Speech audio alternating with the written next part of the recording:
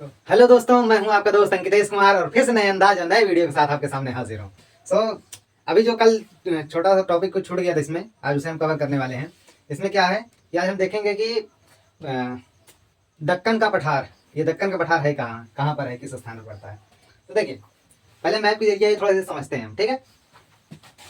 देखिए, यहाँ इस तरफ है पश्चिमी घाट पर्वत, ठीक। इधर है पूर्वी घाट पर्वत। पूर्वी घाट पर्वत का ये टूटा फूटा है, ये टूटा फूटा है, ऐसे मान लीजिए, ऐसे, ठीक है। ये टूटा फूटा पर्वत है, ठीक। ये पूर्वी घाट पर्वत हो गया, पश्चिमी घाट पर्वत हो गया, और ये हो गई नीलगिरी की पहाड़ी। और इधर मान लीजिए सतपुड़ा माउंटेन हो गया। चलिए हम रख देते हैं, यहीं से नर्मदा नदी बहती है, ठीक है। तो अगर हम बात करें, ये है बीच का दक्कन का पठार, ये ये वाला हिस्सा। तो पहले हम इसके निर्माण की बात कर लेते हैं। तो इसका निर्माण हुआ है ग्रेनाइट और बेसाल्ट चट्टानों से। ये चट्टानें कहाँ से निकलती हैं? तो ये चट्टानें मिलती हैं हमें जब ज्वालामुखी फूटता है। हम जानते हैं कि पृथ्वी के अंदर जो है बहुत सारा मैग्मा, बहुत सारा लावा भरा हुआ है, बहुत सारा मैग्मा लावा भरा हुआ है। तो वो क्या करता है, जब उद्गार होता है पृथ्वी का, जब उससे निकलता है लावा, तो क्या करता है कि ये बाहर जब निकल आता है तो ये ग्रेनाइट और बेसाल्ट चट्टानें बनती हैं। जब ये चट्टानें आपस में टूटती हैं तो इससे काली मिट्टी का निर्माण होता है, जिसे रेगुर मृदा भी कहते हैं, ठीक है। तो काली मिट्टी का भी निर्माण होता है, और इस काली मिट्टी में कपास की खेती भाई साहब लाजवाब होती है, ठीक है। तो इसमें क्या, कपास की खेती अच्छे तरीके से होती है। और दक्कन के पठार में कपास की खेती ही नहीं, दलहन, तिलहन और भी बहुत सारी बाजरा वगैरह और भी बहुत सारी चीजें यहाँ पे लगाई और बोई जाती हैं, ठीक है। अभी इसके बारे में बाद में बात करेंगे। पहले से देख लेते हैं ये कहाँ पर स्थित है। तो यहाँ देखते हैं, अगर नर्मदा नदी के हिसाब से देखा जाए, पहले समझ लीजिए, दक्कन का पठार, ठीक है, नर्मदा नदी के दक्षिण में स्थित है। और सतपुड़ा पर्वत और क्या कहते हैं, नर्मदा नदी, ये दक्कन के पठार के उत्तर में स्थित है, ये दोनों, ठीक है। और यहीं पे बात की जाए तो ये किन दोनों के बीच में आता है, तो ये पश्चिमी घाट पर्वत और पूर्वी घाट पर्वत इन दोनों के मध्य स्थित है, ठीक है। और दक्कन के पठार के दक्षिण में नीलगिरी की पहाड़ी स्थित है। यहाँ पर है नीलगिरी की पहाड़ी, तो ये दक्षिण हिस्सा हो गया, ठीक है, दक्षिण में स्थित है, ठीक। और ये त्रिभुजाकार है, इसकी शेप कैसी है, तो ये त्रिभुजाकार है, ऐसे, ठीक। इसकी शेप त्रिभुजाकार है, ठीक। और ये बहुत सारे ऐतिहासिक स्थलों और पर्यटक स्थलों के बारे में भी जाना जाता है। क्यों? क्योंकि यहीं पर एक जगह है, उसका नाम है हैदराबाद, ठीक। ये एलोरा की गुफाओं के लिए भी जाना जाता है, मंदिरों के लिए बहुत अच्छे अच्छे जाना जाता है, ठीक है। आइए अब इसके बारे में थोड़ा सा टॉपिक वाइज समझ लेते हैं। इसके बाद आता है कि हमारा टॉपिक तटीय मैदान। उसके बाद एक आखिरी चीज बचती है हमारी, क्या, द्वीप समूह। द्वीप समूह को पढ़ने के बाद हम इसे एक बार टॉपिक दोहराएंगे, ठीक है, तेजी से। चलिए, ये दक्कन का पठार, यह ज्वालामुखी के लावा से निकली ग्रेनाइट और बेसाल्ट चट्टानों से इसका निर्माण हुआ है, ठीक है, यह बनी हुई है। जब यह चट्टानें टूटती हैं तो काली मिट्टी यानी रेगुर मृदा, काली मिट्टी को ही रेगुर मृदा भी कहा जाता है, का निर्माण करती हैं। और यह कपास की खेती के लिए उपयोगी मानी जाती है।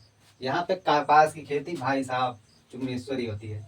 उसके बाद दक्कन के पठार के उत्तर में सतपुड़ा पर्वत, देखिए इसके उत्तर में, इधर जितना जाएंगे हम उत्तर की ओर जाते जाएंगे तो उत्तर में सतपुड़ा पर्वत और उत्तर में नर्मदा नदी भी बहती है, ठीक है। और यहीं पर दक्कन का पठार नर्मदा नदी के दक्षिण में, अगर ये देखिए यहाँ से नर्मदा नदी बह रही है, हम इसके दक्षिण में देखेंगे तो इसके दक्षिण में क्या है, दक्कन का पठार है, ठीक है। इसके पश्चिम में पश्चिमी घाट पर्वत तथा पूर्व में पूर्वी घाट पर्वत। देखिए ऐसे देखा जाए तो ये पश्चिमी पड़ता है, तो पश्चिम में पश्चिमी घाट पर्वत और पूर्व में पूर्वी घाट पर्वत। पूर्वी घाट पर्वत तो टूटा फूटा, हम इसके बारे में पढ़ चुके हैं। चलिए, ये पूर्वी घाट पर्वत तथा इसके दक्षिण में नीलगिरी की पहाड़ी स्थित है। तो ये देखिए नीलगिरी की पहाड़ी है, इसके दक्षिण में ना, ये इस तरफ का हिस्सा दक्षिण आता है। देखिए ये है उत्तर का हिस्सा, ये दक्षिण, ठीक। और ये है पश्चिम,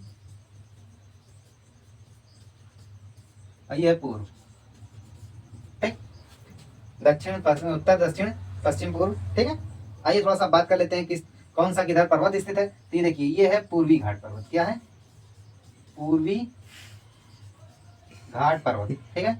ये है पश्चिमी घाट पर्वत, इसी को यहीं पर लिख लीजिए से, पश्चिम घाट पर्वत, घाट पर्वत। और यहाँ पे है नीलगिरी की पहाड़ी, क्या है, नीलगिरी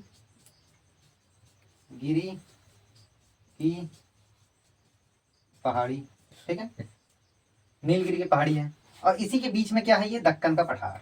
क्या है, दक्कन का पठार। ठीक है, चलिए आइए बात कर लेते हैं। दक्कन के पठार में कपास, ठीक है, मोस्ट इंपॉर्टेंट है कि कपास, बाजरा, दालें, तिलहन मतलब कि तेल वाली फसलें, तो तेल वाली फसलें, ठीक है, जैसे जैसी फसलें उगाई जाती हैं। ठीक है, यह पठार अयस्क, कोयला, बॉक्साइट जैसे खनिजों के लिए जाना जाता है। यह पठार अजंता और एलोरा एलोरा की गुफाओं और हम्पी के मंदिरों के लिए, हैदराबाद जैसे ऐतिहासिक स्थलों और पर्यटक स्थलों के लिए भी बहुत ज्यादा प्रख्यात है ये जगह। ठीक है, गोदावरी, कृष्णा और तुंगभद्रा का उद्गम भी इसी स्थान से होता है। कहाँ से, तो दक्कन के पठार से। ठीक है, आई बात समझ में। अब हम आते हैं तटीय मैदान यानी कि कोस्टल प्लेन्स। ठीक है, चलिए अब हम कोस्टल प्लेन्स की बात कर लेते हैं। तो आइए अब हम बात कर लेते हैं तटीय मैदान। तटीय मैदान किसे कहते हैं? ठीक है, तो तटीय मैदान वो होते हैं जिसके एक तरफ पानी हो, दूसरी तरफ जमीन हो, तटीय मैदान कहलाते हैं। तो आइए समझते हैं इसे। ठीक है, कैसे, यहाँ पर हम देख रहे हैं, ये देखिए, हम जानते हैं कि यहाँ से पानी शुरू हो जाता है, ऐसे ऐसे, आज ब्लू है, पानी पानी पानी पानी। ठीक है, ये सब तटीय मैदान है। तो क्या है, यहाँ पे अरब सागर है, यहाँ पे बंगाल की खाड़ी है, और यहाँ पर हिंद महासागर है। ठीक है, तो ये वाला हिस्सा क्या कहलाएगा, ये सब तटीय मैदान कहलाएंगे। ये हिस्सा, ये हिस्सा, ये सब तटीय मैदान है। ठीक, तटीय मैदान है।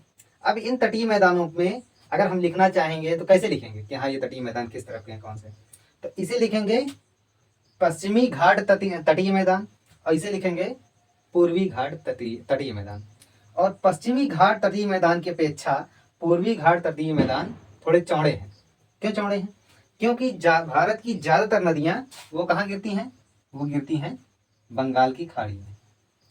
क्योंकि हम जानते हैं कि बंगाल नदियां जो है अपने साथ बहुत सारी जलोढ़ मिट्टी लाती हैं, और जब वो मिट्टी लाएंगी तो कहाँ जमा कर देंगी, वो यहीं की तलहटी पर जमा करती चली जाती हैं। तो धीरे धीरे धीरे धीरे धीरे धीरे ये स्थान थोड़ा चौड़ा होता चला जा रहा है। ठीक, तो इसकी वजह से ये स्थान थोड़े चौड़े हैं। इधर की ओर की नदियां थोड़ी कम हैं, तो कम है या एक आध दो हैं, वो हम बाद में पढ़ेंगे। नदियों के बारे में जब इसका डिस्कशन करेंगे तब हम नदियां पढ़ेंगे। लेकिन इतने जाने रहिए कि इधर की नदियां थोड़ी कम हैं, जिसकी वजह से इधर के मैदान थोड़े से सकरे हैं, यानी कि पतले टाइप के हैं। ठीक है, और एक चीज, यहाँ पर ऊर्जा का स्रोत बहुत बढ़िया होता है। ठीक है, यहाँ पर ऊर्जा, खनिज तेल वगैरह बहुत अच्छे तरीके से मिल जाया करते हैं इन तटीय स्थानों में। और एक चीज, इन्हीं तटीय स्थानों पे बंदरगाह वगैरह भी होते हैं। ठीक है, जो बहुत बहुत प्रसिद्ध है। ठीक, और यहाँ पर हम देखते हैं कि एक है गुजरात में है काठियावाड़,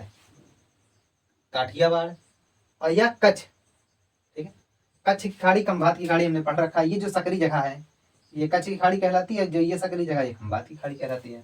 ठीक है, तो आइए अब हम थोड़ा सा इसके बारे में और जान लेते हैं। ठीक है, तो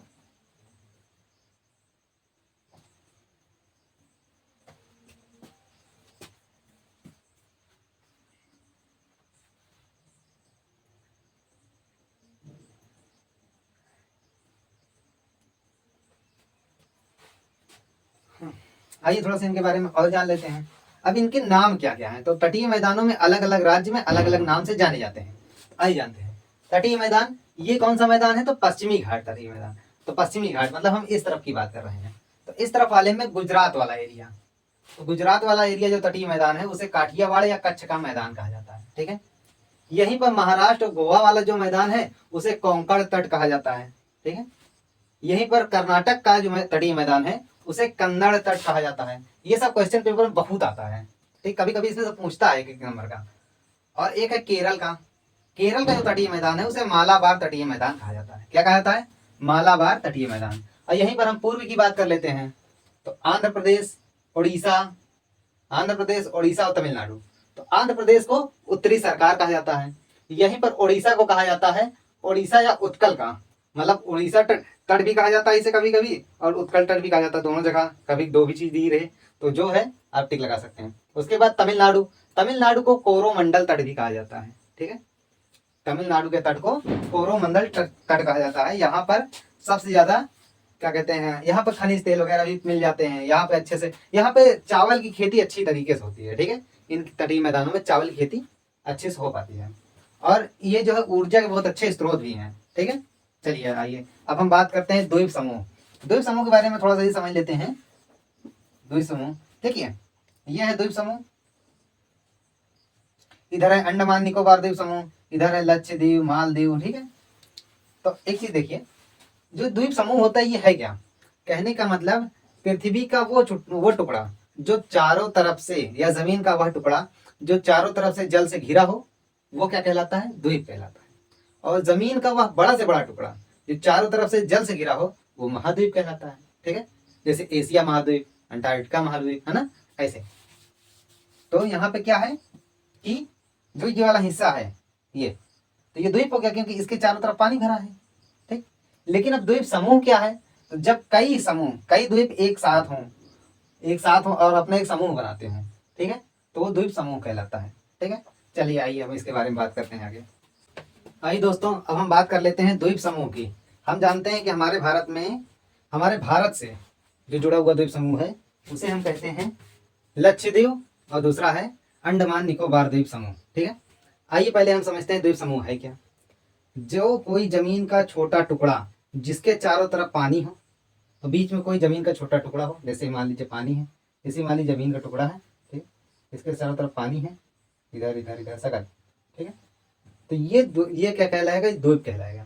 ठीक है, लेकिन यहीं पर कहीं और भी बहुत सारे ऐसे हो जाएं, ऐसे ऐसे बहुत सारे हो जाएं, और सबके बगल बगल पानी भरा हो। ठीक है, ये तो ये क्या कहलाएगा? ये भी द्वीप समूह कहलाएगा। ये कई हो गए ना, तो ये द्वीप समूह कहलाएगा। ठीक है, क्योंकि यहाँ पे देखिए आप, पहले ये एक था तो एक द्वीप था, लेकिन अब कई हो गए हैं साथ में, तो ये द्वीप समूह बन गया है। ये कहीं पर भी हो सकता है, ये नदी में हो सकता है, ठीक है, किसी बड़े नहर में हो सकता है, नदी में हो सकता है, समुद्र में हो सकता है, ये कहीं पर भी हो सकता है। ठीक है, झील में हो सकता है, तो ये कहीं पर भी हो सकता है। चलिए ये थोड़ा सा आगे बात करते हैं। अब हम पहले बात करते हैं, हमारे भारत के दो द्वीप समूह हैं, कौन कौन से? तो पहला आता है अंडमान निकोबार द्वीप समूह, और दूसरा आता है लक्षद्वीप। जिसमें हम पहले बात करते हैं अंडमान निकोबार द्वीप समूह। ये कहाँ पर आता है? तो ये बंगाल की खाड़ी पे आता है। कहाँ पर? बंगाल की खाड़ी में। और ये जो है हिमालय पर्वत का ही भाग है। ठीक है, किसका भाग है? तो यह हिमालय पर्वत का ही भाग है। क्यों भाग है? क्योंकि इसे म्यांमार में हिमालय पर्वत को ही अराकान योमा कहते हैं। ठीक है, ये जो हिमालय पर्वत जो है अरुणाचल प्रदेश से मुड़ करके ये नीचे की ओर चलाता है। ऐसे देखिए थोड़ा सा, यहाँ पर ये रहा भारत,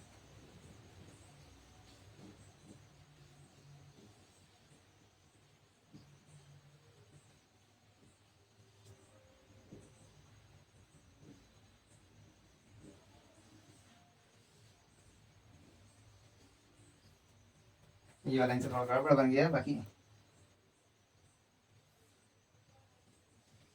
ठीक है, देखिए, तो देखिए ये जो हिमालय पर्वत है यहाँ से जाता है, ये वाला हिस्सा।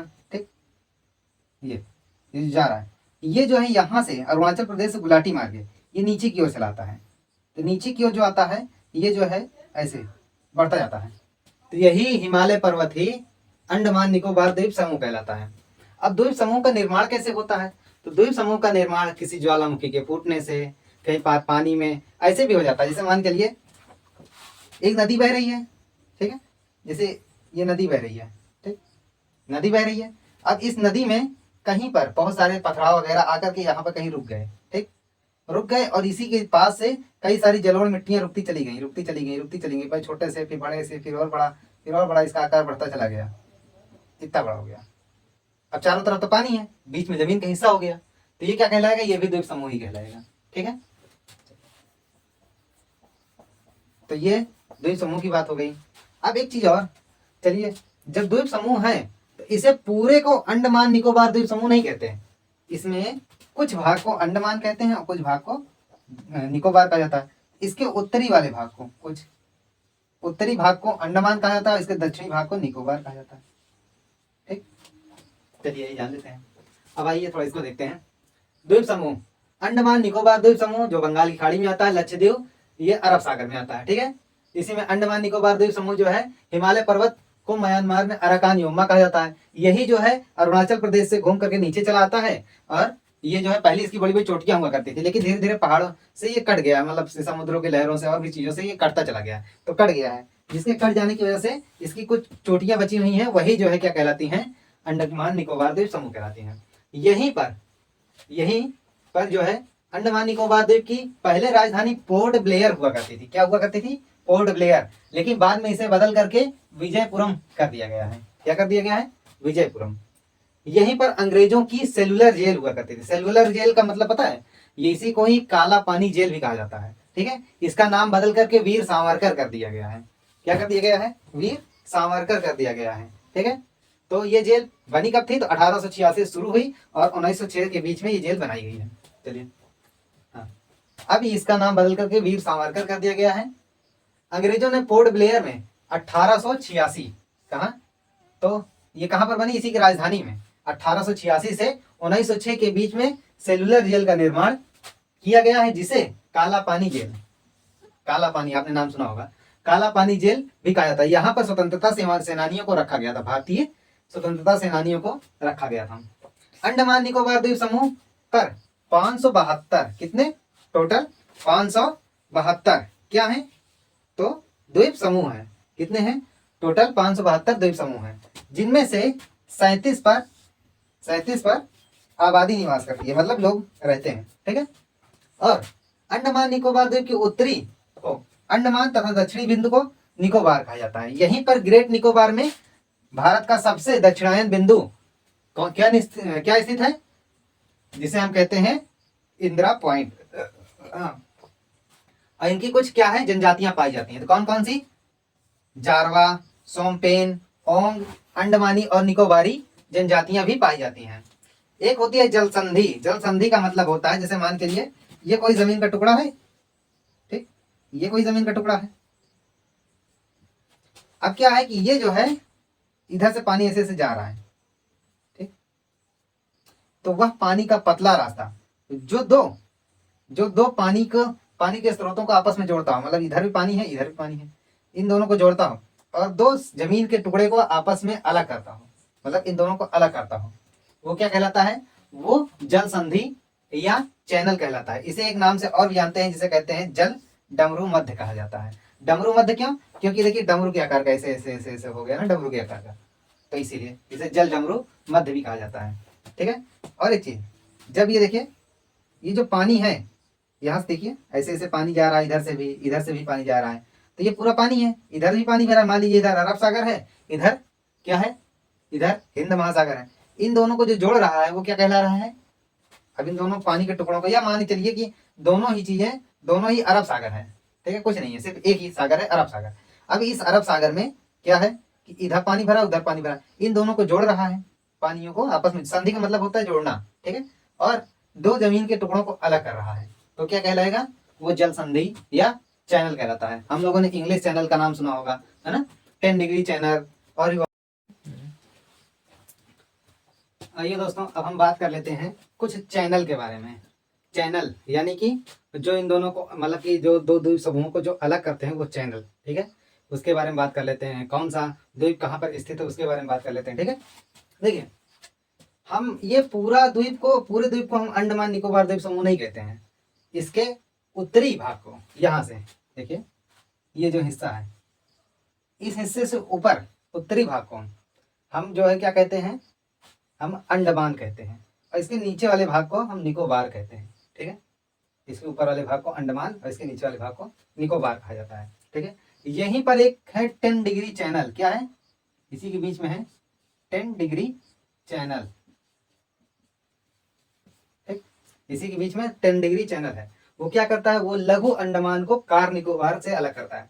सबके कुछ कुछ नाम है। तो सबसे उत्तरी भाग को, अंडमान निकोबार का सबसे उत्तरी भाग क्या कहलाता है? लैंडफॉल द्वीप।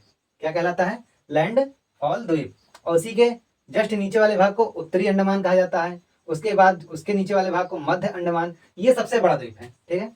और उत्तरी अंडमान पर ही सैडल पीक, ये दिगलीपुर में क्या है? सैडल पीक एक स्थित है। पीक माने चोटी, ऊंचाई, ठीक है। तो एक चोटी स्थित है जो अंडमान निकोबार द्वीप की सबसे ऊंची चोटी है, और ये अंडमान की भी सबसे ऊंची चोटी है। ठीक है, चलिए और दूसरी बात कर लेते हैं। SA का मतलब होता है दक्षिण अंडमान, और LA का मतलब होता है लघु अंडमान। ठीक है, उसके बाद आते हैं ये जो दक्षिण अंडमान और लघु अंडमान, लघु अंडमान और कार निकोबार को जो आपस में अलग करता है उसे कहते हैं 10 डिग्री चैनल, ठीक है। फिर उसके बाद आते हैं, और यहीं पर सबसे ग्रेट निकोबार, यह है ग्रेट निकोबार, ठीक है, महान निकोबार, यहीं पर भारत का सबसे दक्षिणी बिंदु स्थित है, जिसे कहते हैं हम इंदिरा पॉइंट, ठीक है। एक इंदिरा कॉल है, इंदिरा कॉल भारत, जब ऐसे हम श्रीलंका वाला हिस्सा बनाते हैं ऐसे ऐसे, तो वो यहाँ पर स्थित है, यहाँ पर, ठीक है, वो इंदिरा कॉल है। लेकिन ये जो है वो इंदिरा पॉइंट है, ठीक है, इंदिरा पॉइंट। और इंदिरा पॉइंट पर ही मतलब कि निकोबार की सबसे ऊंची चोटी का नाम है माउंट थुलियर, जो कितनी ऊंची है, तो 642 मीटर ऊंची है, ठीक है। आइए, तो इसके बारे में जो मेन टॉपिक्स थे मैंने उसे नोट डाउन कर दिया यहीं पर, इसीलिए देखिए, कोको चैनल कोको द्वीप और अंडमान को अलग करता है। कोको चैनल कोको द्वीप और अंडमान को अलग करता है, अंडमान निकोबार द्वीप समूह। और 10 डिग्री चैनल अंडमान को निकोबार से अलग करता है। ये देखिए, ये 10 डिग्री चैनल है, ये अंडमान को निकोबार से अलग करता है। ये ऊपर वाला अंडमान है, नीचे वाला निकोबार है। और कैसे, तो लघु अंडमान को कार निकोबार द्वीप से अलग करता है, ठीक है। आते हैं DSL मतलब डंकन साउथ लिटिल चैनल, यह जो है साउथ अंडमान को लघु अंडमान से अलग करता है। ये रहा साउथ अंडमान, ये देखिए, ये देखिए क्या है कि ये दो जमीन का टुकड़ा है, ठीक है, इधर भी पानी इधर पानी है, मतलब ये एक संधि है, इसे कह सकते हैं, ये जल संधि भी इसे कह सकते हैं, ठीक है। तो ये जल संधि दो पानी को मिलाती है और दो जमीन के टुकड़ों को अलग करती है, ठीक है। आते हैं ग्रांड नेशनल अंडमान को सुमात्रा इंडोनेशिया से अलग करता है। देखिए इंडोनेशिया एक ठो अब अलग द्वीप आ गया, इंडोनेशिया से किसको कौन अलग करता है, तो एक ग्रांड चैनल है जो देश से ही अलग कर देता है, किससे, अंडमान को सुमात्रा यानी कि इंडोनेशिया से अलग करता है, ठीक है। उसके बाद आते हैं राजद्वीप, राजद्वीप का नाम बदलकर सुभाष चंद्र बोस कर दिया गया है। देखिए कुछ टॉपिक्स हैं उन्हें आप याद कर लीजिएगा कि हाँ राजद्वीप क्या है, मतलब इसका नाम क्या था, क्या कर दिया गया है, तो उनका नाम बदलकर सुभाष चंद्र बोस कर दिया गया। यहीं पर एक है नील द्वीप, नील द्वीप का नाम भी बदल करके शहीद द्वीप कर दिया गया है। और यहीं पर एक द्वीप है हैवलॉक का नाम, हैवलॉक द्वीप, हैवलॉक द्वीप को का नाम बदल करके स्वराज कर दिया गया है, ठीक है।